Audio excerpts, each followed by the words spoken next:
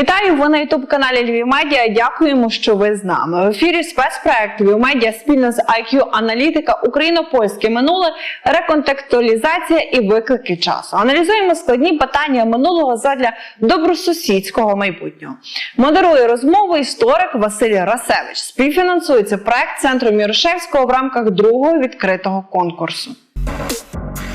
Вітаю вас! Сьогодні настав час для нашої наступної програми в рамках проєкту «Реконтекстуалізація». І сьогодні ми поговоримо про видатну постать. Постать загальноєвропейського масштабу, тепер уже можна сказати, про митрополита Української греко-католицької церкви Андрея Шептицького. Чи піддається така видатна постать реконтекстуалізації? Чи можна щось нове сказати про таку видатну постать? Чи можна взагалі переглянути окремі сторінки історії? Нам здається, що так, і що кожне покоління, з огляду на на рівень академічних досліджень, на кількість зібраної інформації, обов'язково має братися за реконтекстуалізацію. Відповідно, щоб охопити постать митрополита, ми запросили в студію сьогодні одну з найкращих фахівчинь, історикиню Ліляну Гентош. Ліляна Гентош видала 2 монографії, одна з яких стосується відносин Греко-католицької церкви і Ватикану, друга присвячена безпосередньо митрополиту Шептицькому, і тепер вона продовжує свою працю, готуючи наступну книгу про митрополита Шептицького. Тому ми починаємо нашу розмову, і хотів би звернутися відразу до Ліляни з таким запитанням, може навіть загально таким вступним. Митрополит Шептицький для нас відомий такою, як така цілісна фігура, як такий видатний український патріот, як визначний український політик, просто неймовірного масштабу. Але дуже часто ця видатна постать інструменталізувалася і радянською пропагандою, і російською пропагандою для того, щоб звинуватити український рух, український національний рух в колабораціонізмі під час Другої світової війни, щоб звинуватити його церкву у колабораціонізмі. Відповідно, це були такі прямі завдання ідеологічні для пропагандистської машини дискредитувати і особу митрополита Шептицького, і греко-католицьку церкву. З того часу, коли впав Радянський Союз, пройшло вже багато років, але дуже багато таких ідеологічних кліше і таких прихованих посилів проти митрополита Шептицького і греко-католицької церкви, вони залишилися і живуть навіть в академічному світі, і дуже часто живуть в сфері публічної історії, в документальних фільмах, псевдодокументальних фільмах. І тут потрібно реально, як археологові, зайнятися такими розкопками свого роду, для того, щоб зняти всі ті шари ідеологічної пропаганди, інструменталізації історії і докопатися до того, не те, як воно було насправді, але щоб показати людям, дати можливість побачити, які були мотиви, що за тим стояло, де є відверта неправда, де є напівправда, і як воно все зіткано, вплетено до тої пропагандистської канви. І відразу перше, що потрапляє на очі, це те, як так сталося, що людина з польської родини, з такої аристократичної польської родини, з часом стає українцем, політичним українцем, і виходить на ключову роль. Я би не сказав навіть ключові ролі, а виходить на ключову роль і в українському національному житті, і що стосується політичного руху. Тому моє запитання стосується родини митрополита Шептицького, майбутнього митрополита Шептицького, і стосується, ми трошки, може, зачепимо того, його батьків, його діда, його братів, які були видатними діячами польського національного руху, який був сконфронтований з українським національним рухом. Тому прошу до слова. Дуже дякую. Перш за все, дуже дякую за запрошення. І мені дійсно дуже цікаво поговорити на ці теми і намагатися дещо пояснити, показати точки зору, які формуються зараз на основі нових досліджень. Бо це, що слушно пан Василь сказав, у нас ми до цього часу все ще маємо залишки оцих кліше з радянської пропаганди, і на основі яких сформувалися нові кліше. Тобто, знаєте, це дуже видно, якщо ви досліджуєте, як вивчалась постать Шептицького в 90-ті роки, то, власне, на основі радянських кліше формуються такі ультрапатріотичні кліше, які, знову ж, не є до кінця вірні, не змальовують у вірогідний спосіб діяльність митрополита. І поза тим формують таку міфологізований образ, який не відповідає тому, що писав чи робив Шептицький. Тому дійсно дуже часто тепер сучасний історик, який вивчає діяльність митрополита, повинен використовувати таку свого роду ментальну археологію. Тобто намагатися відкласти, відсепарувати те, що є наслідком вживання цих кліше, і намагатися повернутися до джерел, до історичних джерел, до документів, які зберігаються в архівах різних країн, і побачити, яким же ж був Шептицький, що він хотів зробити, що він зміг зробити, що йому не вдалося зробити, і зрозуміти, якою була його роль в житті українського суспільства першої половини ХХ століття. І я думаю, що ваша оцінка є слушною. Роль митрополита була визначаючою для життя духовного, політичного, громадянського, культурного і освітнього. І для українців Галичини це була особистість, яка відіграла дуже і дуже важливу роль. І якщо ми повернемося до його початків, до його юності, дитинства, то варто згадати, що якби кожна особистість, кожна людина, чи визначна, чи менш визначна, вона формується в ці дитячо-юнацькі роки, і оточення, коло сім'ї, потім освіта має дуже велике значення для подальшого життя. І Роман Шептицький, Роман Олександр Марія Шептицький народився в сім'ї аристократичній. Мати його була графиня Софія Фредро, донька відомого польського письменника-драматурга Олександра Фредро. А батько був Ян Шептицький. І, власне, ця родинна лінія батьківська мала корені, які пов'язували родину Шептицьких не з польською громадою, не з польським народом, а з русинами-українцями. І ця лінія, власне, також була, і це мало вплив на формування поглядів митрополита. І в кінцевому результаті мало вплив на його вибір. Але не тільки це. Важливо було те, що мати Шептицького була особою дуже освіченою. Власне, вона відігравала головну роль у вихованні дітей.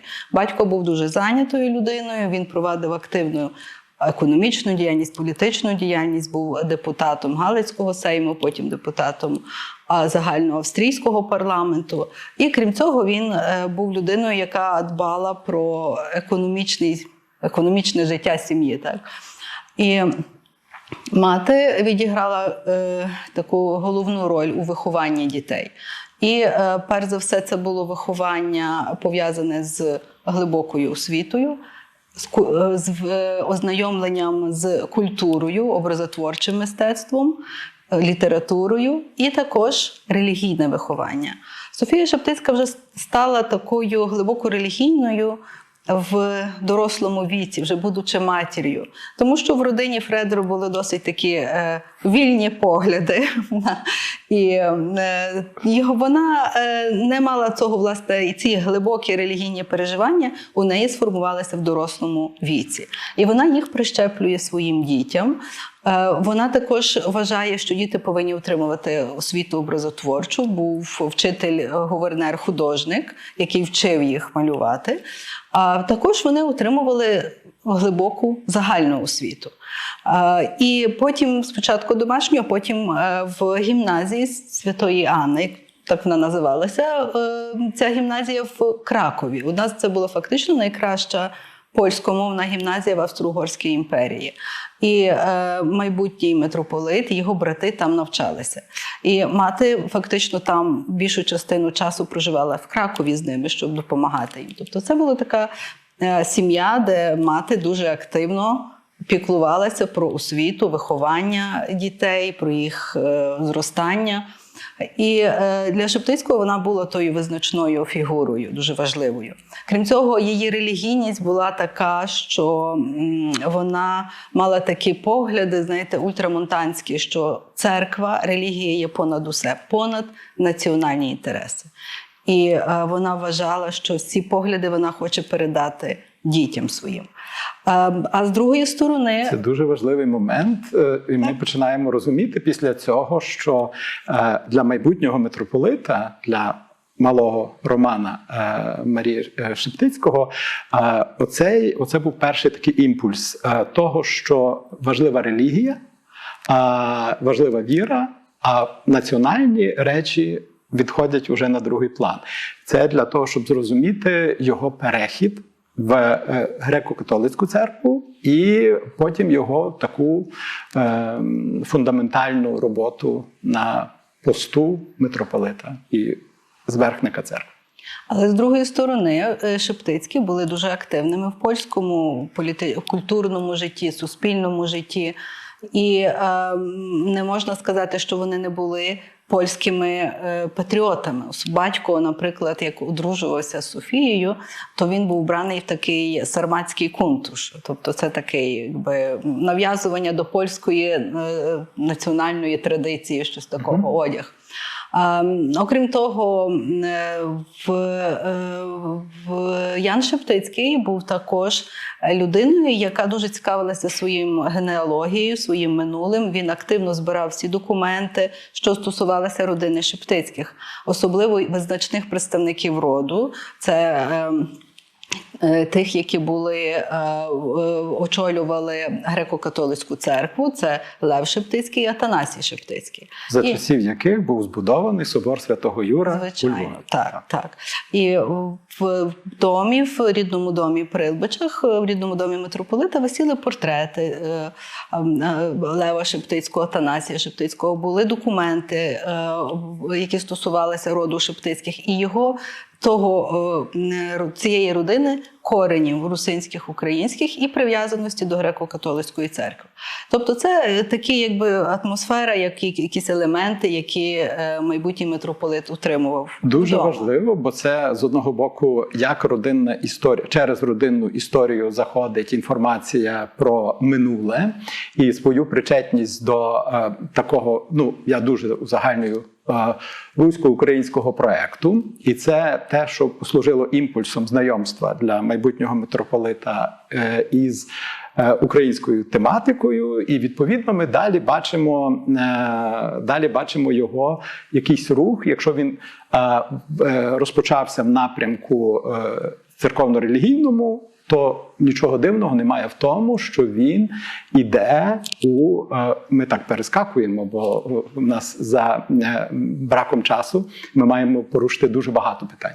І він переходить у греко-католицьку церкву, і тут ми маємо поговорити про знамениту Добромельську реформу чину Васильян, яку здійснювали, знову ж таки, дуже багато ідеологічних і пропагандистських видань і всяких різних програм. Вони зачіпають обов'язково цю реформу, тому що кажуть, що от польські єзуїти взяли і переробили повністю чин Васильян, греко-католицький чин Васильян, під свій копил, і відповідно вони розпочали видатні зміни на сепарацію українського руху, на сепарацію українців як окремої національності, але знову ж таки там проглядається типу під орудою таємних єзуїтів, поляків і так далі. То моє питання стосується того, як відбувався оцей перехід в греко-католицьку церкву і що таким, якою насправді була оця Добромельська реформа, до чого вона привела і чому от молодий чоловік, реально молодий чоловік, потім після цього, як він стає єпископом Львова, наприклад. Це дуже розлоге питання, і насправді про нього можна дуже довго розказувати, бо є дуже багато нюансів і важливих обставин. Перш за все, це прагнення молодого Шептицького, який закінчував гімназію, стати священником, не заскочило матір, бо вона знала про те, що в нього такі ідеї були і раніше вже. Але і мати, і батька здивувало бажання стати греко-католицьким священником і стати монахом-васильянином. І мати це сприйняла так, якби в такий спосіб більш духовний, бо вона вважала, що вона буде, як ж вона буде ходити до іншої церкви, ніж її син. А батько був взагалі обурений тою ідеєю стати священником, бо він мав інші погляди на майбутнє сина. Зокрема, він вважав, що син має дуже добрі, то сказати, нахили, здатності для того, щоб стати або юристом, або військовим. Так. І це навіть ця родина, родичі зі сторони Фредери, вони підштовхували майбутнього митрополита все-таки до військової кар'єри, що він має задатки до військової служби. Але ні одна, ні друга ідея не подобалася молодому Роману, і він мав досить важкі, складні конфронтації з батьком. І в кінцевому результаті він погодився на те, що він отримає юридичну освіту, і навіть отримає диплом, тобто дипломовану освіту з докторським ступенем юридично. І він вступає навчатися на юридичний факультет Ягелонського університету. Хоча сам цього не хотів, і це його дуже було таким неприємним для нього. Але потім він навчався і він отримав цей диплом. Щодо військової кар'єри, що там? А щодо військової кар'єри, він, як усі аристократи в Австро-Угорській імперії, був змушений пройти однорічну військову службу. І він розпочав цю службу в кавалерійському полку. Але буквально за декілька місяців, це був 1883 рік, він захворів на скарлатину, яка дала дуже важкі ускладнення, які потім він буде відчувати протягом всього життя. І фактично це був вже кінець тої військової служби, бо через стан здоров'я він не зміг її закінчити. Але повертаючись до, власне, тої його ідеї змінити обряд, стати васильянином, то, напевно, тут є дуже багато факторів. Тут є цей фактор впливу родинної історії, і він це чітко каже батькові, що крім вас, я з ніким не розмовляв про історію нашого роду. І це зрозуміло, що це батько був тою особою, яка йому розказувала, якийсь був поштовх з тої сторони. А з другої сторони, молодий Шептицький почав контактувати з таким отцем Генриком Яцковським, який був одним з тих, хто був автором Добромельської реформи. І Яцковський також не познайомилися припадково, і познайомилась мати, яка в час відчаю після смерті свого сина Єжи пішла до церкви і познайомилася з тим отцем єзуїтом Яцьковським. І потім познайомила сина Романа. Тобто, знову ж, це якийсь певний збіг деяких випадковостей. І Яцьковський мав також вплив дуже серйозний на молодого Романа. Коли вони познайомились, то Роману було 15 років. Тобто ще зовсім юний вік. І Яцьковський був цікавий тим, що він підпільно працював в Російській імперії, був ув'язнений, сидів в російській тюрмі і мав також такі погляди, що церква і віра, і добро католицької церкви є понад національними інтересами. Тобто певні якісь ідеї універсалізму католицької церкви. І він, власне, підтримував цю ідею Романа стати васильянином. І тобто тут є якась певна така кореляція. А коли ми говоримо про василянський чин, то серед українського суспільства, як на початку ХХ століття, так і на початку ХХІ століття, існують такі стереотипи, що ця реформа василянського чину була зроблена єзуїтами, поляками з метою ополячення, з метою латинізації, і вона була не корисна для греко-католиків і не корисна взагалі для української спільноти. А коли ця реформа починалася, то про це писала вся українська преса буквально, і це було дуже голосно. І дуже негативний був, знаєте, таке негативне наставлення до цієї реформи, навіть не знаючи, в чому була суть цієї реформи. Навіть не дискутувалося, чи вона потрібна, чи не потрібна. Але для того, щоб подумати над тим, чи вона потрібна, я вам таким назву декілька фактів, що коли ця реформа починалася в 1882 році, то всього було 60 монахів-василянинів. А василянський чин був єдиний монаший чин греко-католицької церкви.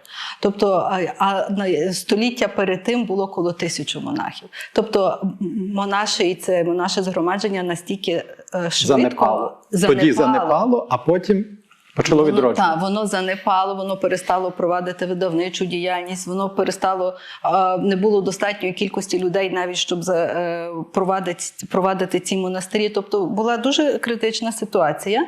Окрім цього, серед духовенства не монашого, духовенства греко-католицької церкви, зростають течії русофільські, які підігріваються за кордону, зокрема з Російської імперії. Ми знаємо факти безпосереднього фінансового дотування чи пропагандистського втручання. Але багато духовенства греко-католицького, вони не знали про це. Просто вони попадали під ці пропагандистські впливи. І були такі випадки, що одне, наприклад, село Гнилички перейшло на православ'я. І це був такий певний момент істини. І тоді Рим вирішив, римський просто. Треба тут зауважити, що тоді не просто було перейти на православ'я, це заборонялося австрійським законом. І відповідно, після переходу цього села Гнилички на православ'я, самочинного переходу, розпочався судовий процес. І ініціатори цього переходу були жорстоко покарані австрійською владою. І взагалі на той час в Австрійській імперії православ'я існувало, якщо ми говоримо про українські землі, то лише на Буковині, і вони мали зовсім інше підпорядкування. Що стосується Галичини, то тут перехід на православ'я був суворо заборонений. Так, абсолютно слушно. Але той момент, він поштовхнув, власне, Римський престіл до того, що потрібно реформувати, якісь зміни вносити. Було складно. Може модернізувати навіть.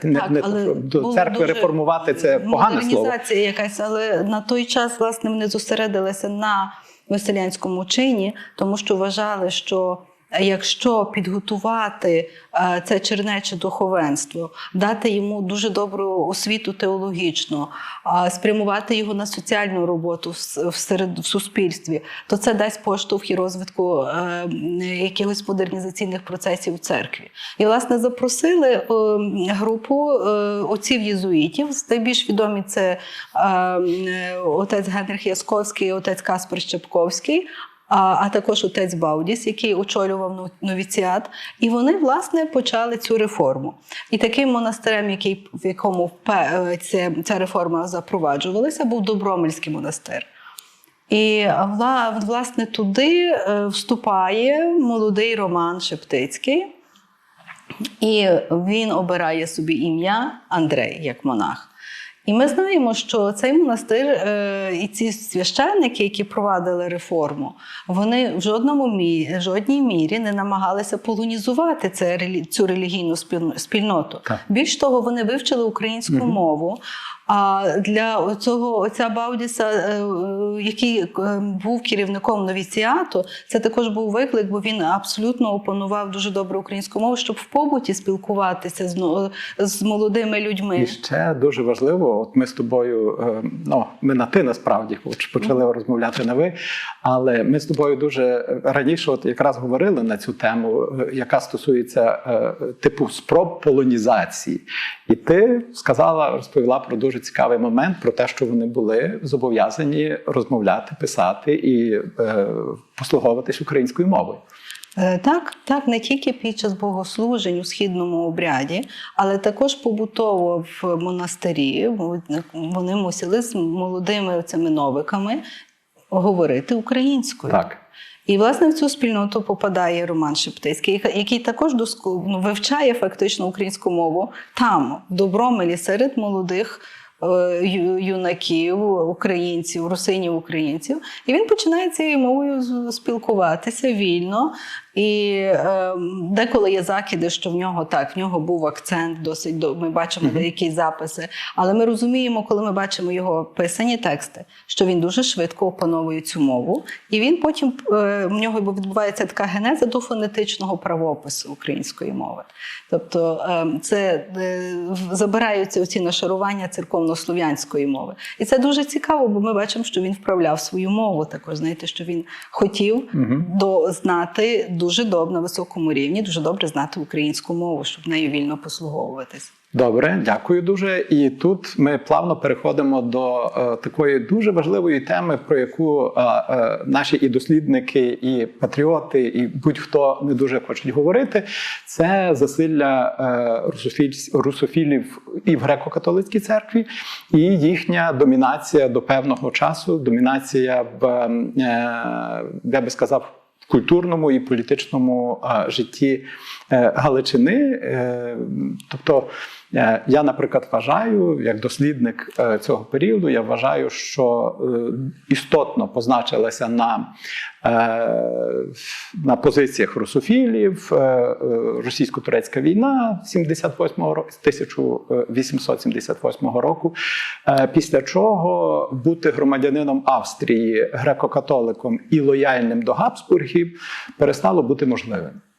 Тобто потрібно було обирати, потрібно було вибирати, і серед тих різних національних орієнтацій в середовищі українського руху, відповідно, за підтримки і австрійської влади, і з точки зору політичного інтересу українців, тобто єднання національного з надніпрянцями, які перебували в складі Російської імперії, і відповідно проголошення того, що ми є єдиним народом, одним народом, це робило впливовою і українську націю, і відкривало певні перспективи, то цей русофільський рух починає істотно здавати свої позиції. Ми бачимо про те, як польський політичний провід навіть кілька разів пробував колаборувати з русофілами для того, щоб зменшити вплив українського руху. Потім це стосувалося так само Сеймової виборчої реформи, в якій Шептицький, митрополит уже Шептицький, відігравав визначальну роль, тому що він скликав такі погоджувальні засідання Сеймового клубу українського, він був посередником, є відомі протоколи, де він аргументує, де він показує необхідність цієї такої реформи. І це не всім подобається. В самій церкві дуже багато засідає серед ієрархів і серед церковного керівництва багато людей з русофільськими переконаннями. Можливо, це не той політичний вже русофілізм, там, рівня Дудикевича, які сказали, що ми русські, там, і так далі. А це той русофілізм більшою мірою може культурний. Тому що ці люди вважали, що не варто виробляти з нуля свою літературну мову, якщо є такі величезні культурні надбання в російській мові. Тобто це дуже така, я би сказав, ризикована була позиція, бо вона виходила знову ж таки і закладала міну сповільненої дії під український рух і український національний проект через те, що вона мала основу таку антипольську. Для того, що от ми разом з росіянами, ми там від них трохи відрізняємося, але ми будемо становити велику культуру, ми будемо великим впливовою, бо бачиш, росіяни, Романови і так далі володіють Польщею, значною частиною Польщі, а ми їм от покажемо, бо ми будемо разом, і у нас святая Русь, і так далі, і так далі, і так далі. І митрополитові Шептицькому було дуже важко, оскільки він не боровся з цим рухом, але йому було важко провести таку роботу, щоб відвести цих людей від впливу на прийняття рішень, від репрезентації греко-католицької церкви.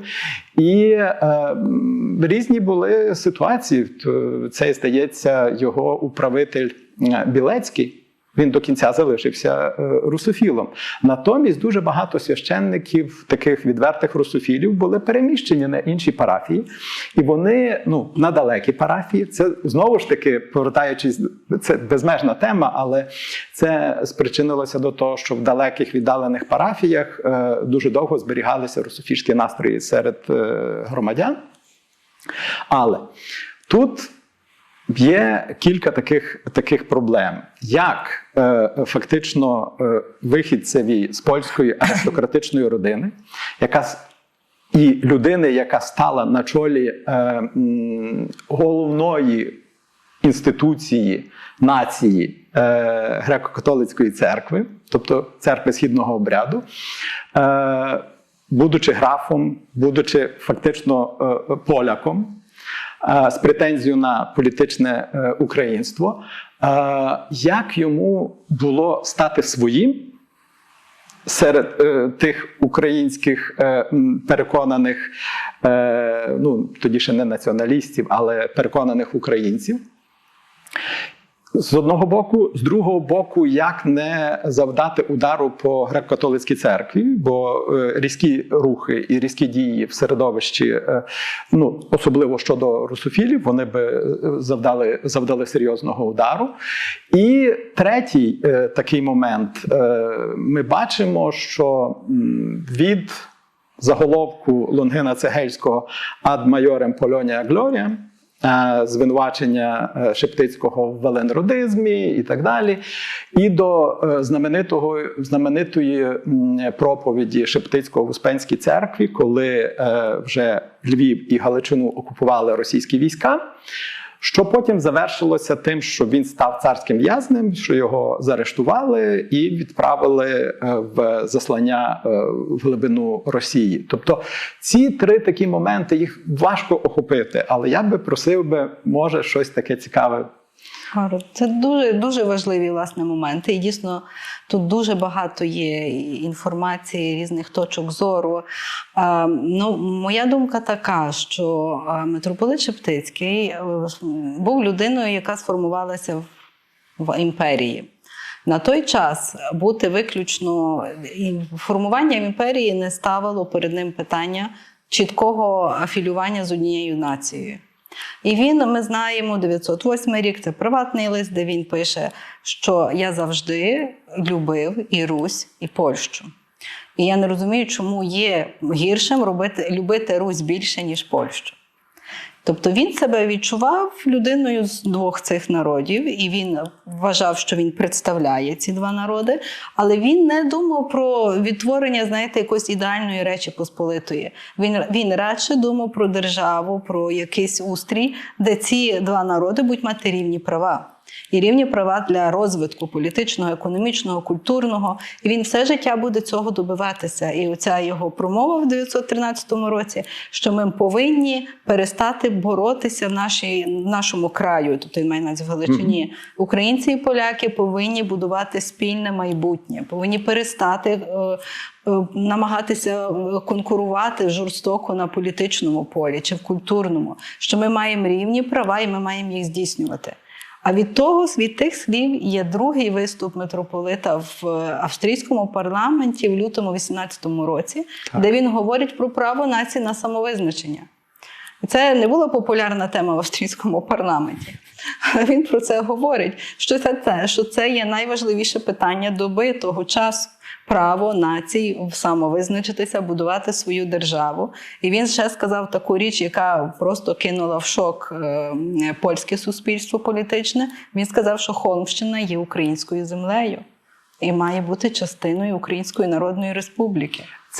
Це я хочу в даному моменті наголосити, що ми описуємо історію, але ми не маємо жодних претензій територіальних, не дай Боже, реваншистських, що стосується сучасних відносин між Україною і Польщею. Але тоді Шептицький зробив цей виступ. Але він це про ілюстрація того, що національні громади, спільноти мають право самовизначитися. Шептицький до русофілів підійшов дуже обережно і дуже розумно. Перш за все, знаючи, що в його церкві є багато прихильників цього культурного русофілізму. Тому що вже оцей політичний русофілізм, він відійшов на задній план на початок ХХ століття. Так. Але було багато прихильників, казали, велика російська культура. Ми ж частина цієї культури. Ми можемо і будувати своє але в межах цієї культурного цього середовища. Такий собі руський мір початку ХХ століття. Шептицький вирішив, що як з ними боротися на прорив, на безпосередньо, то це буде дуже шкідливо для єдності в церкві. Він мав таку тактику, що він дійсно їх усував. Ті особи, які були на позиціях, мали русофільські погляди, вони не мали права їх, як би сказати, їх висвітлювати з своєї церковної позиції. Отець Білецький був адміністратором капітули, і він був фактично особою, коли митрополит був за кордоном, він виконував дуже важливі функції. Так. Але він не мав права проговорити про свої русофільські симпатії і їх там якось засвідчувати. Наприклад, митрополит був в дуже добрих відносинах з деякими дуже відомими русофілами. Той же ж отець Петрушевич, який подарував йому свою колекцію рідкісних книжок. Яка тепер знаходиться в нашій бібліотеці, і це є просто окраса. Власне, тобто це дуже цікаво. Потім з іншими отцями, які мали, власне, були ці, які були дуже добрими богословами, отець Мишковський, але вони були русофілами. Митрополит абсолютно їх, як би сказати, не остракізував. Він їх намагався долучити до інтелектуальної дискусії. Однак, коли закінчилася Перша світова війна, і він повернувся до Львова, а в 17-му році він видав послання, в якому він чітко їм сказав, так, вже пора з тим закінчити. Ці погляди, ви переконалися на собі, що ці погляди вже не можуть мати місця в церкві прямим текстом. Що, дорогі браття, ви мусите переглянути це все. Вже немає підстав для цього русофілізму. І ви побачили, що зробилося, що було в цій війні, що принесла російська окупація, і як ви страшно самі постраждали. Тому що русофіли були жертвами і австрійського уряду, який їх арештовував, бо вважав, що вони потенційно політично нелояльні, і їх інтернували. Тобто, де багато людей загинуло. Просто. Загинули, і навіть серед них було дуже багато людей з нерусофільською орієнтацією. Абсолютно. І просто постраждали від по доносах, по поліційних до якихось наклепах. Це так само, це велика трагедія через те, що відповідні вороги українського або противники, конкуренти українського руху, вони отримали підставу звинуватити українців у так званій руській зраді. Що українці це дуже такий політично ненадійний народ, який тягне то в Росію, то вони селяни і вони соціалісти, радикали і так далі. Що шляхетній Австрії нема що з ними бавитися, і що їм потрібен якийсь такий більш сильний наглядач, і тільки тоді це можна якось з ними давати з ними раду. Дуже дякую. Один момент, що насправді не так багато священників, які були русофілами, перейшли на православ'я в 15-му році. Власне, це є показник десь коло 80 це прекрасна історія. На тисячі, які перейшли на православ'я, деякі потім вернулися назад. Дуже добре дослідження є про те, що скільки людей перейшло. І я працював в архіві в Санкт-Петербурзі, в архіві Синоду і в архіві Сенату, і там були дуже такі цікаві аналітичні записки про те, що яка різниця, але це були такі закриті доповідні записки, і там говорилося, здається, Жуковського найбільше така ця доповідна імператорові про те, що греко-католицька церква є настільки стоїть вище в інтелектуальному плані, структурному плані, освіті священників, що православна церква не може з нею конкурувати, з нею в тому плані зрівнятися. І там був такий само вердикт, що не варто йти тим шляхом, яким пішов єпископ Євлогій, який був фактично призначений для того, щоб переводити на православ'я греко-католиків. Бо вони пішли на повідку у тих яскравих радикальних русофілів, які вважали себе росіянами, і етнічними, і політичними, і культурними. І це дуже швидко ця практика навіть припинилася з боку російської держави, бо військові почали протестувати і казати, що російські військові, нам не треба налаштовувати населення місцеве проти російської влади, а це додатковий такий тригер, який налаштовує місцевих людей проти. І я тут тільки хотів би уточнити, ми знаємо відповідь на це питання, але в цій знаменитій проповіді 2014 року в Успенській церкві, напередодні арешту митрополита Шептицького, він говорив про різницю між греко-католицькою церквою і російським казенним православ'ям. То я би хотів, щоб, може, ти артикулювала якось це, бо це було настільки яскраво прозвучало, і це був такий сильний, я би сказав, навіть інтелектуальний удар по тій концепції і русофілізму, і майбутнього якогось спільного життя, чи майбутньої комунікації з російським світом, після чого росіянам нічого не залишилося, як просто арештувати митрополита. Власне, це таке, знаєш, оцей його виступ, він був тим, що був фактично приводом до арешту. Ми можемо думати, що його і так би арештували, так? І, можливо, він сам розумів, тому що він був в конфлікті з російською владою, він підпільно їздив до Росії, він підтримував російських греко-католиків. Це вже ця діяльність була антидержавна з точки зору російської імператорської влади. І коли він виступив в Успенській церкві у вересні 2014 року, то він хотів сказати і своїм вірним, і звернутися до росіян. Тобто він сказав таку важливу річ, що ми маємо дуже багато спільного в обряді, в церковному, в наших звичаях, традиціях нашої віри. Але є дуже важлива відмінність, тому що наша віра є вільною від зовнішнього тиску, від державного тиску. А в Росії церква є підпорядкована владі, державній владі, синоду, імператору. І це так зване казенне православ'я. Він їх так і назвав російським словом казенне, одержавлене, але в такому ницому сенсі одержавлене, тобто підпорядковане. І він, власне, хотів це сказати і своїм вірним, і росіянам, які вступили, що які вступали, що це є дуже важлива різниця. Для митрополита незалежність церкви від зовнішньої влади, від державної влади була завжди головною тою цеглиною в побудові відносин держави, побудові відносин між церквою, між його церквою і державою. Церква має бути незалежна в своєму урядуванні, в адміністрації, в проведенні душпастерської роботи. Держава не має права диктувати церкві, що вона має робити. Тобто для нього це було дуже важливо. І він розумів, що він війде так чи інакше, скоріше чи пізніше, в конфлікт з цією російською окупаційною владою. Тому він це сказав, це спровокувало арешт і потім його ув'язнення в Росії.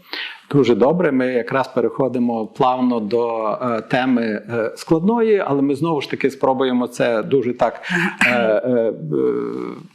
в такий простіший спосіб змалювати. Це відносини митрополита Шептицького і влади. І тут ми наштовхуємося на дуже такий великий закид, який постійно робили митрополитові Шептицькому.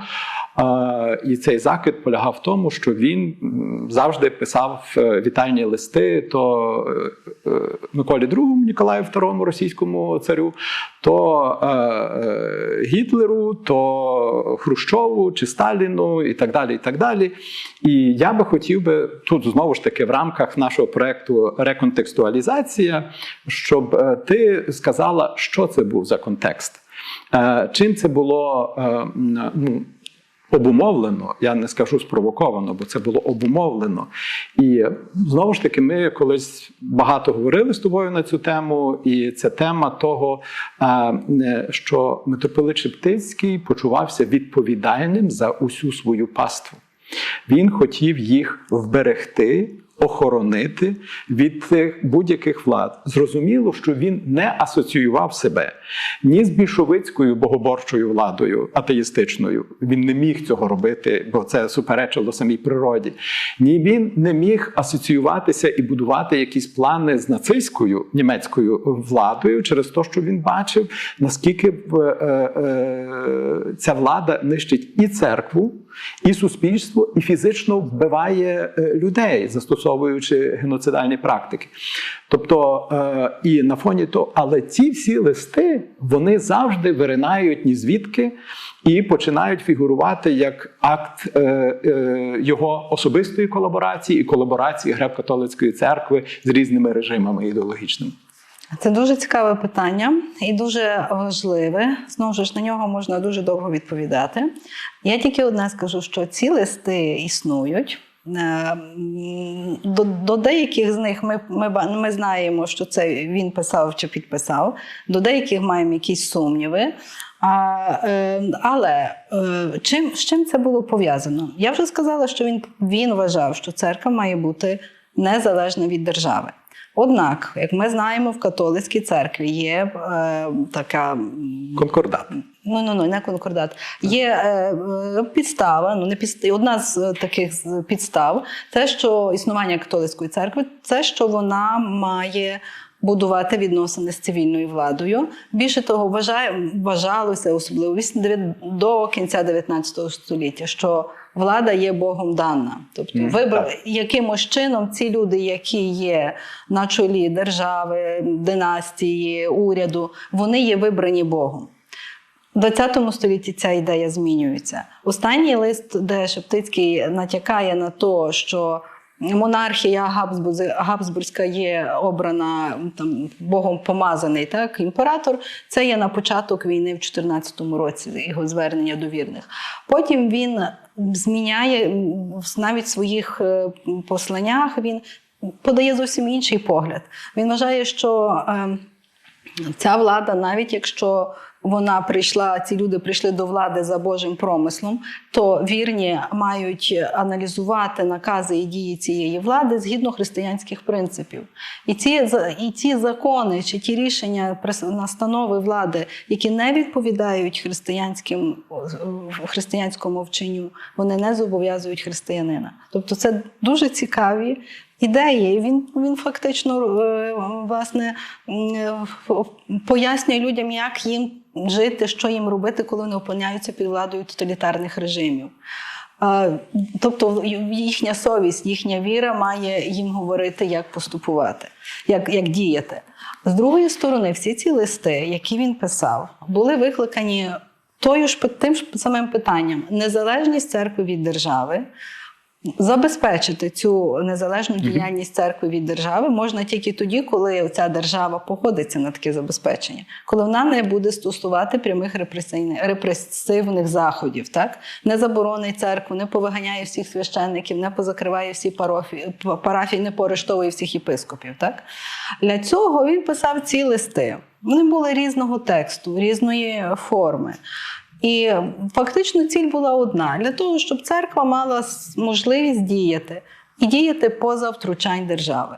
Угу. Тому він намагався з тими різними керівниками, це дійсно люди, які представляли різні ідеології, різні форми державного управління, нав'язати з ними контакт і якимось чином їх запевнити, що він, як глава церкви, буде свого роду умовно лояльним. Тобто він не буде проводити антидержавну діяльність. Але взамін за це вони мають дозволити, щоб церква могла існувати і могла діяти. Тобто вберегти в церкву і вберегти можливість людям мати свободу віровизнання. Дуже добре. І тут, знову ж таки, ти мене підштовхуєш до безпосередньо пов'язаної з цією тезою, з цим блоком, до теми ставлення митрополита до праворадикальних рухів, до ліворадикальних рухів, але це більш, тобто меншою мірою, але праворадикальних рухів обов'язково і до тоталітарних ідеологій. І тут у нас відразу перед нами постає Організація українських націоналістів, тобто радикальні націоналісти, які обрали методами своєї політичної діяльності, методами своєї боротьби радикальні революційні дії, включно із елементами терору. І ясно, що глава церкви не міг погодитися на розповсюдження таких ідей в суспільстві і на те, щоб цей рух якось дістав таку загальну легітимізацію з боку не тільки суспільства, але і глави церкви, і з боку греко-католицької церкви. Тут є дуже багато моментів, дуже складних моментів, і я думаю, що ми ще не одну програму запишемо з Ліліаною Гентош, тому що вони є дуже важливі. Але тут є такі моменти. Дивлячись тепер на політичну палітру і в Україні, і за кордоном, ми бачимо, що дуже часто різні політичні партії і політичні угруповання використовують інструментальну історію. І для підтвердження якихось правильності своїх ідей, своїх пропозицій, своїх планів, вони використовують і видатні історичні персони з минулого, приписуючи їм сучасні якісь там, я не знаю, мотивації і сучасні риси. І ми дуже багато зустрічаємо те, що митрополит Шептицький підтримував Організацію українських націоналістів, тобто повністю підтримував Організацію українських націоналістів, і що він навіть благословив дивізію СС Галичина. Тобто, це такі основні закиди на його адресу. Але ми прекрасно знаємо, як історики, ми знаємо те, що в 1934 році, коли молоді запальні націоналісти вбили директора Української гімназії Бабія, митрополит Шептицький виступив із листом в українській пресі, і він дуже гостро засудив цю тактику революційного терору, вбивства і не тільки. І крім того, ми знаємо, що митрополит Шептицький виступав за єдність в українському русі, за консолідацію українського руху. за уникнення розколів. І, зокрема, в тій самій організації українських націоналістів в 40-му році стався розкол на більш радикальне, на менш радикальне. І потім, чи це правда, що він благословляв, бо я весь час чую, що насправді не благословляв, що і патріарх Йосип Сліпий брав на себе відповідальність, сказав, що це я був.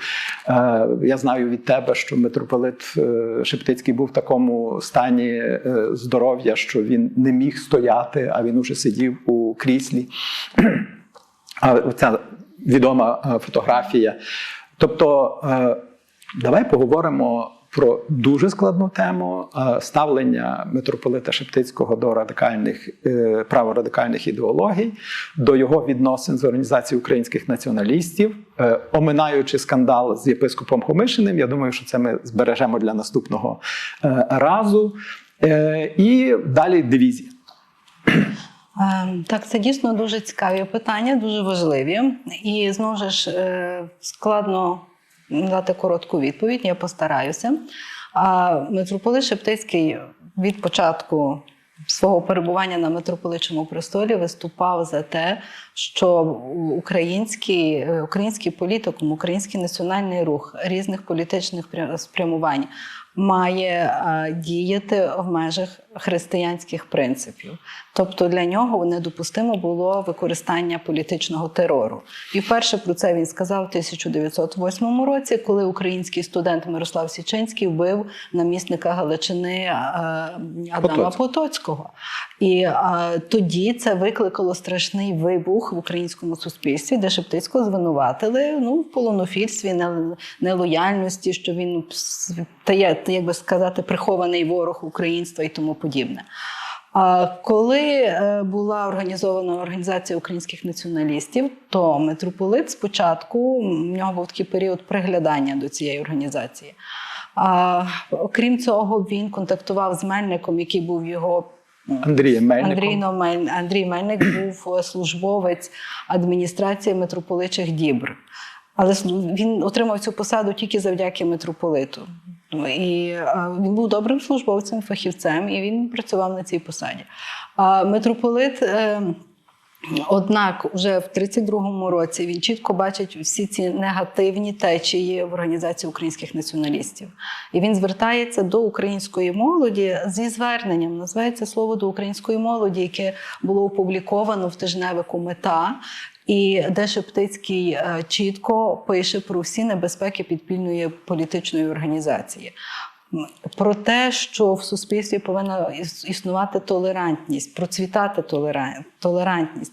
І він каже молоді, що це не її вина, що ви живете поміж двома тоталітаризмами, маючи на увазі більшовизм і фашизм. Це 32-й рік. Але вина в тому, що ви не розумієте вартості толерантності, свободи слова. І він дуже таку цікаву фразу каже, чи ті кличі, то ті лозунги, що забирають свободу, можуть свободу принести. Тобто це дуже цікава і глибока фраза. Він говорить про потребу свободи, волевиявлення суспільства, толерантності. І дуже різко вже тоді, в 32-му році, весною говорить про всі недоліки підпільної організації, такі як самогубство, зрадництво, інфільтрація поліцією. Тобто для нього це було вже зрозуміло, що наростають дуже негативні тенденції. В 33-му році між ним і організацією ОУН, керівництвом ОУН за кордоном, зокрема Євгеном Коновальцем, вибухнув конфлікт. Митрополит не дозволив збирати кошти за кордоном в діаспорі для цілей ОУН. Потім Коновалець спробував вести з ним перемовини, але митрополит дуже критично висловився про організацію українських націоналістів. Коли в 34-му році молодий чоловік вбив директора гімназії, то це викликало надзвичайний, як би сказати, такий трагічне звернення митрополита. Він, так як і в слові до української молоді, так і тут він наголошує на тому факті, який чомусь не бачили в суспільстві українському, що ці українські націоналісти – це дуже молоді люди, це учні і студенти. Тобто їм ще не було 20 років. І ці молоді люди дуже легко підпадають під різні такі пропагандистські ідеї, навіть добрі ідеї. Він каже, що це добре думати, хотіти служити своїй батьківщині, але треба думати, яким чином. Цей митрополит намагається про це говорити.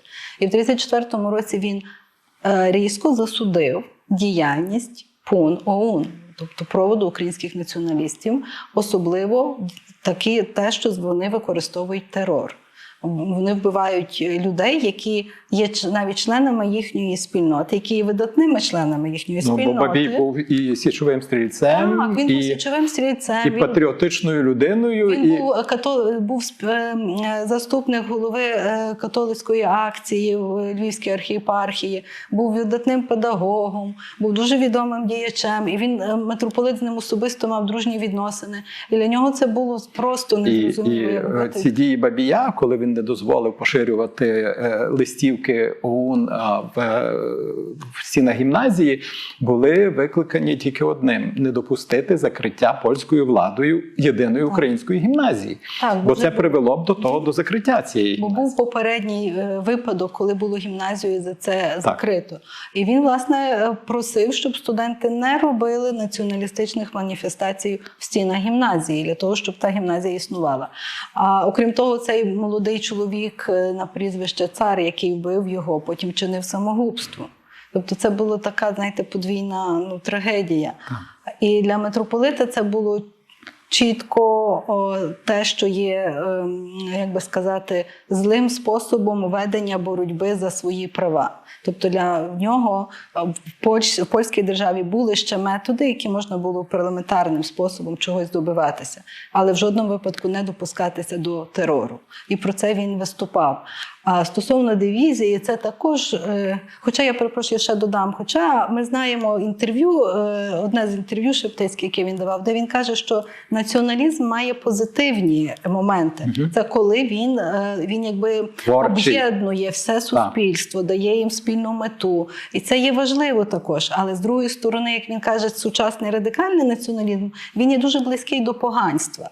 Тобто, коли якби основною, так майже коли держава і нація займає місце віри, Бога. І стають квазі-релігією, конкурентами християнству. Так, він це все дуже добре розумів і це аргументував. Щодо дивізії, тут також є дуже складне і дуже довге питання. Якщо скоротити, то ця фотографія, про яку ти згадуєш, це на цьому фото Йосип Сліпий. Він взяв участь у урочистому богослуженні, де були присутні, це липень 43-го року, де були присутні вже воїни дивізії, керівництво цієї військової управи дивізії, губернатор Отто фон Вехтер і інші німецькі посадовці. Йосип Сліпий провадив цю службу Божу, але він не казав проповіді. Тому що він також був, якби, він не підтримував цієї ідеї створення дивізії в рамках німецької армії. А проповідь говорив отець-доктор Василь Лаба. І говорив проповідь дуже патріотично, нав'язував до січового стрілецтва, що це продовження української січового стрілецтва і тому подібне. А митрополит не взяв участі в жодних тих акціях, не тільки через стан здоров'я, а через те, що він вирішив тримати дистанцію від цього. Він не дав цього ні заклику, не підписав звернення до вірних, щоб вони записували в дивізію, ні дав так свого, так би мовити, цього формального благословення. Це знову ж таки, що це є благословення? Є така форма такого якби релігійного впровадження якоїсь дії. Він цього не робив ні письмово, ні усно. Він зустрічався з військовою управою, яка приходила до нього. Він, звичайно, мав багато зустрічей з тим отцем Лабою, який очолив капеланство в дивізії. Це був важливий дуже момент, і ми говорили якось раніше на цю тему. Вона є дуже гостра. І вона є дуже така небезпечна, про неї треба говорити виключно фахово і робити дуже багато застережень. Ми говорили про те, що митрополит Шептицький до певної міри підтримував створення регулярних військових формувань для того, щоб відтягнути молодих чоловіків від групування в різного роду, ну, він вживав тоді слово банда, але від того, щоб ці люди йшли в ліс, бо це обернеться для суспільства і нашого, і інших національностей, але і для українців страшною кров'ю, страшною бідою. І тут, знову ж таки, для того, щоб якось мати на цих людей, які у німецькому війську перебувають, щоб мати на них якийсь морально-етичний вплив, доступ до них, це, власне, було і створено інститут капеланства при дивізії СС Галичина. Тобто питання надзвичайно складне, але тут ми бачимо логіку, тобто як в надзвичайно складних умовах, коли все проти, і коли кожен рух – це ризик страшний, як можна було дійсно так от продумати ці всі моменти, зберігаючи, знову ж таки, вплив на цих людей. Я думаю, що в нас ще будуть окрема тому що, знову ж, капеланство не він його створював, створювала німецька. Так. Німецька влада дозволила створювати це капеланство, і отець Лаба очолював його, бо він входив в військову управу. Митрополит підписував священникам документи, які, буквально прохання їхні, я такий-то, парох чи катехит, там-то, вступаю в дивізію, прошу мене звільнити від виконання моїх обов'язків. На цьому були підписи митрополита. Ці священники або катехити йшли добровольцями в дивізію, переходили вишкіл, ставали капеланами в дивізії. Тобто він не давав наказу сформувати службу капеланства для дивізії. Тут треба розуміти, хто приймав рішення, хто підписував що, хто на що давав згоду. Ми знаємо такі спогади Курта Левіна, що йому розказував особистий секретар митрополита про те, що Отто Вехтер дуже сильний чинив тиск на митрополита, щоб він підписав документ, де він закликає вступати в дивізію, де він благословляє створення дивізії. Митрополит відмовився. Тобто це є також, ми знову ж маємо різні факти, різні документи, і ми повинні дуже так, знаєте, ретельно розуміти, контекст що дуже багато важить. Як ми бачимо в цій ситуації, контекст надзвичайно багато важить. Ну і в нас лишається, от ми так дуже швидко рухаємося, в нас лишається дві надзвичайно складні теми. Я думаю, що ми знову ж таки пройдемося досить швидко по них, залишаючи ці теми для окремих наступних розмов. Перше – це відносини митрополита Шептицького з Ватиканом і позиція Ватикану в дуже складні моменти історії. А друге – це митрополит Шептицький і євреї. І, може, кількома словами потім закінчимо тим історію з праведником або неправедником митрополитом Шептицьким. Тобто митрополит Шептицький і Ватикан. Яка була комунікація, яка була позиція Ватикану? Через кого здійснювалася, можливо, та комунікація? Це дуже знову ж таки важливо. І позиція Ватикану в тому, може навіть не цілого Ватикану, але тогочасного папи, як він на то реагував і чи ризикував митрополит, описуючи, нехай навіть в завуальованій формі, страшні події, які відбуваються на окупованій німцями, нацистами території, і особливо геноцид євреїв. Мені здається, що це була така інформація з цих територій, хіба не єдина для того часу, і якою була реакція Ватикану.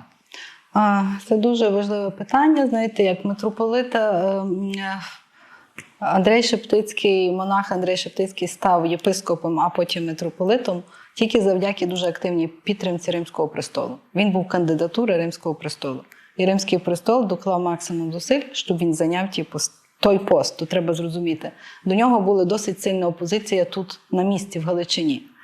І він мав різні відносини з різними очільниками католицької церкви, скажімо, чи Бенедиктом XV, чи Пієм XI. Напевне, з Бенедиктом XV виглядає, були дуже добрі відносини, дуже добре розуміли один одного. А з Пієм XI також було по-різному, бо тут відігравала роль східна політика апостольського престолу і бачення митрополита контактів з православним світом, які різнилися в 20-30-ті роки. Що до його відносин з Пієм XII, то ці відносини не були зичливі. Між ними були певні конфлікти ще в 30-ті роки, коли Пій XII був державним секретарем Римської курії. Пій XII був людиною дуже такою обачливим дипломатом. Це був, знаєте, кадровий дипломат, який очолив церкву, очолив напередодні Другої світової війни.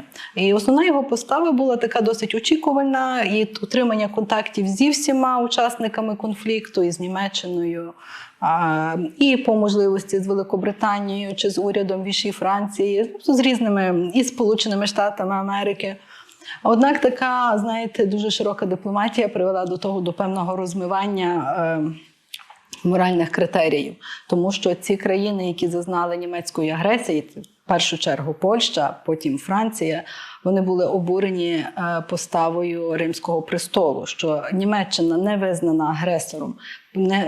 Римський престол не говорить про Німеччину як агресора, як вбивцю, як тих, хто знищує. Німці знищували християн. Щось мені це дуже нагадує, чесно кажучи. Знищували французів, католиків. І це було абсолютно не... Чи в ті самі зловживання були в Голландії. Це було жахливо. Папа тримав паузу і мовчання, але в той час більшість італійського кліру католицького підтримувала Муссоліні, вони були фашистами. Якщо подивитися, що писали католицькі тижневики в 40-му році, вони були всі прогітлерівські. Вони вітали Гітлера, Гітлер був взірець державного мужа і тому подібні речі. І Римська курія, у нас є такі інформації дипломатів французьких, англійських, і вони пишуть, в Римській курії всі фашисти. Є тільки один кардинал, який є не фашист, який чітко говорить, якщо б вони могли, вони б його вбили. Але вони не можуть. Хто це? І це був кардинал Евжен Тісеран. Кардинал, який очолював конгрегацію для Східної церкви. Крім цього, він був дуже близький друг митрополита Шептицького, який його дуже активно підтримував в 30-ті роки і в 40-ві роки. І це була для митрополита дуже важлива така підтримка ззовні, яку Тісеран намагався надавати. Крім цього, він був дійсний член, а потім він був дуже відомий науковець, лінгвіст, дійсний член Академії наук французької. Тобто це дуже була відома фігура. І в тому середовищі, коли вся курія, клір має профашистські погляди, то писати щось таке, як би це сказати, критичне про фашизм ніхто особливо не наважувався з духовенства. Хоча приходили, особливо з Польщі, писав краківський архієпископ Адам Сапега, інші діячі, писали про це, що німці роблять в Польщі, які вбивства, знущання. І митрополит пробував один раз написати листа, це був березень 42-го року цей лист. Він не зміг відправити лист, де він хотів, справді, він писав деякі листи до папи в 41-му році, але він знав, що ці листи відкриваються і читаються. Він пробував передавати листи потім, коли він зрозумів, що немає відкритої комунікації. Листи передавав такий отець Петерс, який був сам німцем і мав німецький паспорт, тобто його не обшукували. Він перевозив листи. І йому вдалося перевезти в серпні, 42-го, кінець 29-31 серпня, лист до Пія XII, де митрополит описав все, що відбувається. Перш за все, події Голокосту, знущання над українським селянством, то страшна моральна депривація тої німецької адміністрації, яка тут є. Він написав такий, знаєте, якби зріз того режиму, в його всій німецького окупаційного режиму, цього нацизму, в його всій ницості, до чого допривадила расова ідеологія. І цей лист дійшов до папи. Але після того нунцій, який був в Берліні, Орсеніго, через якого йшов цей лист, сказав, що він більше листів від Шептицького брати не буде. Тобто він відрізав комунікації з ним. Тому що цей лист спочатку у Ватикані сприйняли, як написав один співробітник державного секретаріату, що це перебільшення. Ці всі східні, як він назвав митрополита, орієнталі, вони всі люблять перебільшувати. Тобто це було дуже таке, знаєте, недооцінювання тої інформації, яку вони отримали від митрополита. Але потім вони почали все більше і більше отримувати інформації про Голокост, зокрема з Сполучених Штатів Америки. Тут же американський уряд почав тиснути на Пія XII. Зараз є дуже цікаві дослідження щодо позиції і переконань Пія XII. Тобто вони опираються на архівні дослідження, і виходить наверх дуже така неприваблива інформація про саму постать Папи Римського і його поведінку під час Другої світової війни. І я би хотів в зв'язку з цим перейти вже до теми праведників. І буквально кілька хвилин ми просто анонсуємо цю тему знову ж таки для наступних програм. Це знамените, здається, 42-го року звернення митрополита «Не убий». Як це можна було зробити в той час, коли просто не убий, коли навколо реально пекло, і всіх вбивають, і загроза смерті є страшною. Як можна було додуматися до такого, і яку треба було мати сміливість, щоб щось подібне опублікувати? Перш за все, я мушу сказати, що ми зараз знаємо, що перший начерк з таким текстом подібним він написав в жовтні 41-го року, де були головні тези послання «Не убий», яке вийшло в листопаді 42-го року. То, що він написав в жовтні 41-го року, він виголошував, зачитували декілька разів на зібраннях священників Львівської архієпархії. То він розумів, що він не може це поширити, це усно той текст читалося. В цьому тексті він чітко говорив, що державна влада не має права забирати життя людини. Будь-яка державна влада. Тільки якщо нема справедливого суду і дійсно доведена вина цієї людини. Тобто, коли є справедливий суд і доведена вина. І причому є адвокати. Тобто це дуже цікаві, розуміння. Це виклик системі, як більшовицький, так і нацистський, коли людей вбивали просто на вулиці. Або на вулиці, або за походження, тому що вони народилися не такими, як... Або то, що в них приналежність до іншої раси, чи до іншої релігії, чи етнічної групи. Тобто це все дуже... Чи запідозрені в тому? Запідозрені. Це все дуже важливо було. І він це вперше починає говорити в жовтні 41-го року. В листопаді 42-го року він пише послання. Він докладає зусиль, щоб це послання дійшло до вірних. Там дещо було вилучено через цензуру, бо не можна було з тим вийти. І посланням дійсно деякі моменти є оптічні, але там є дуже чітко сказано, що політичне вбивство є вбивством. Що вбивство будь-кого з якихось політичних мотивів або з наказу якихось державних влад є вбивством. Угу. Тобто митрополит дуже чітко говорить про і закликає вірних думати над тим, що вони роблять. Я би хотів тут поширити, вибач, що перебиваю, на ситуацію на Волині щодо етнічних чисток проти поляків. Тому що вони в руслі того, що ти сказала, вони також діють. І тільки митрополит, треба пам'ятати, що він був не універсальним митрополитом для всіх українців. Він все-таки був митрополитом і главою Греко-католицької церкви, а православна Волинь не входили до його юрисдикції. Тобто в даному випадку він міг закликати українців до моральної поведінки, до совісті, але, чесно кажучи, він не міг бути для них повним авторитетом.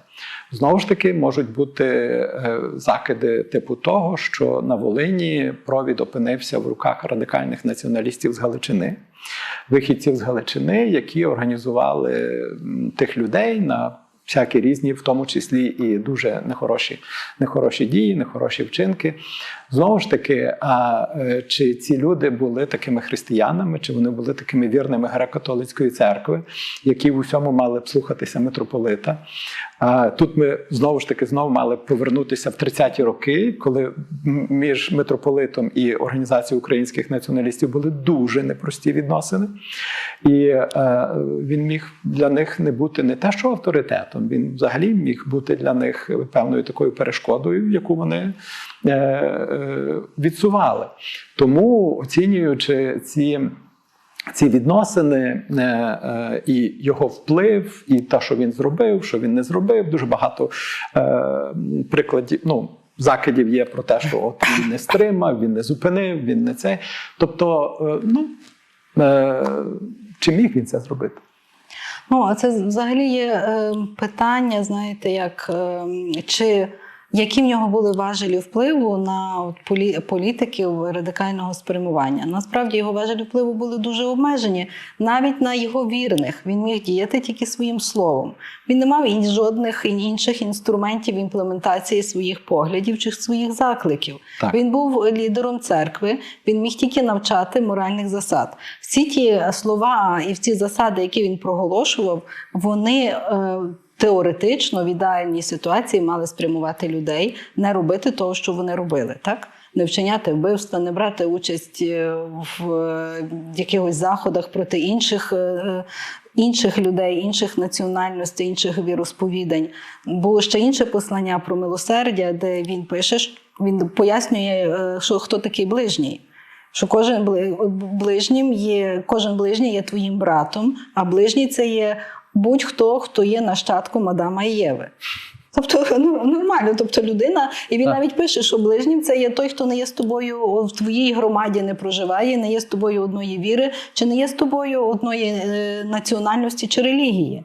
Тобто це дуже не тільки важливо. Вони ближні. Це не вони ближні, це і єврей ближній, і поляк ближній. Ти не маєш права вбивати того ближнього, чи щось йому робити, що йому шкодить. Розумієте? Тобто митрополит навчав універсальних християнських цінностей, які він розумів дуже універсально, і які він розумів дуже глибоко, значно глибше, ніж інше духовенство його часу. Єдина річ в тому, що він не міг їх втілювати. Є закид, що він в своїх посланнях не пише, що так, не вбивайте євреїв, не вбивайте поляків. Він не міг цього написати, тому що, напевне, це би не видрукували, як ми можемо думати. Цензура цього не пропустила. Це було втручанням. Він мав переписку з львівським архієпископом Твардовським. І Твардовський йому докоряв, що він не виступить проти того, що робиться на Волині. Митрополит сказав, я вже все, що міг, написав. Я прошу, опублікуйте в польській пресі мої листи польською. Чого не було зроблено. Він хотів, щоб поляки бачили те, що він писав до українців. Розумієте? Тобто це ситуація дуже складна. І ми завжди впираємося в це питання, що його звинувачують в тому, в чому він не робив, використовуючи пропагандистські кліше. Кліше, до які йому спочатку поставили совєти, в 90-ті роки ті кліше були змінені. Реплікували, але знову не змінили свого звучання. Так, і ми не розуміємо, що він, будучи главою церкви, не був лідером української політичної партії. Так? Він не міг закликати... Він не був главою держави. Він не міг закликати УНБ не робити того, і щоб вони його послухали. Тобто він міг закликати, але вони б його не слухали. Він закликав, він до всіх звертався, розумієте? Не тільки до УНБ чи до УНМ. Він звертався до всіх людей, які хочуть його слухати. Тобто є питання, чи вони хотіли його слухати, і чи вони почули його, або щось зробили згідно того, що він просив і казав. Добре, дуже дякую. Ми зовсім майже не говорили про Шептицький і євреї, про благословення, дивовижне благословення митрополитом Шептицьким єврейського народу, його сіоністичного крила на створення держави Ізраїль. Це надзвичайно цікава тема, так само як цікава тема рятування євреїв під час Голокосту, до якого прямо причетна греко-католицька церква і безпосередньо митрополит Шептицький. Це є така, я би сказав, благородна сторінка історії. І я дуже дякую Ліліані Гентош за нашу сьогоднішню розмову. Вона була надзвичайно цікавою. Мені в голові так само поукладалося дуже багато. Тепер мій погляд на цю тему виглядає більш структурованим. А ви, шановні глядачі, я думаю, переконалися, переглянувши нашу програму, в тому, як багато важить контекст.